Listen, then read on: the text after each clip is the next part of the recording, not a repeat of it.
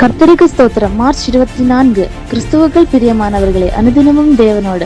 இன்றைய தலைப்பு சோதனையின் வாசம். சோதனையை சகிக்கிற மனுஷன் பாக்கியவான். யாக்கோபு 1:12. சோதனையை நம் சாதனைக்கு பாலம். கிறிஸ்துவுக்குள் அன்பானவர்களே, சோதனை என்றாலே நம்மையும் கிறிஸ்துவையும் இணைக்கக்கூடிய ஒரு பாலமே. அந்த பாலத்தில் நடக்கக்கூடிய நபர்களுக்கு சகிப்பு தன்மை என்பது மிகவும் அவசியமானதாகும். சோதனையினாலே சோர்வுற்றால் நம் கிறிஸ்தவ வாழ்க்கையை அசைவுற அபாய நிலையே ஏற்படும். சீவப்படாத பென்சிலும் சுடப்படாத செங்கல்லும் மிதிக்கப்படாத களிமண்ணும் எதற்கும் பயன்படாத அதுபோல தேவனால் உடைக்கப்படாத மனிதனும் பயனுற்று போகிறான். ஒரு வாகனத்தை இயக்க வேண்டுமானால் எரிபொருளானது மிக அவசியமான ஒன்று. அதுபோல கிறிஸ்தவ வாழ்க்கையை இயக்கும் எரிபொருள் சோதனை என்பதை நீங்கள் புரிந்து கொண்டீர்களானால் நிச்சயமாக கிறிஸ்தவ வாழ்க்கையை சுலபமாக இயக்கி செல்லலாம். போராட்டம் இல்லாம வாழ்க்கை இல்லை. ஜெயிக்கும் ரகசியம். மனம் உண்டென்றால் மார்க்கம் உண்டு என்பார்கள்.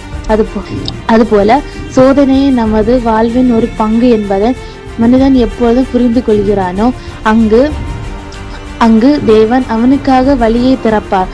சவால் என்ற வார்த்தைக்குள் வாசல் மறைந்திருக்கிறது. எனவே ஒவ்வொரு நாளும் சவால் நமக்கு நிச்சயமாகவே உண்டு.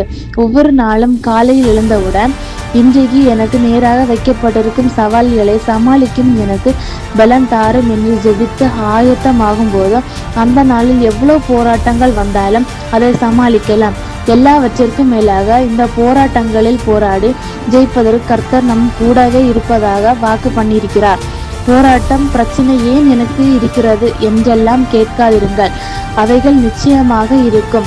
இனி உலகம் நாம் நமக்கு சாதகமாக இருக்காது. ஆனால் அதை ஒவ்வொரு நாளும் ஆண்டவரின் துணையோடு எல்லாவற்றையும் மேற்கொண்டு ஜெயிப்போம். போராட்டம் இல்லாமல் வாழ்க்கையை மாற்றங்களை காண முடியாது. சோதனையுற்ற வாழ்க்கையில் சாதிக்க முடியாது. பாடுகள் வழி செல்லாமல் பரம தேசத்தை காண முடியாது. ஆமென்.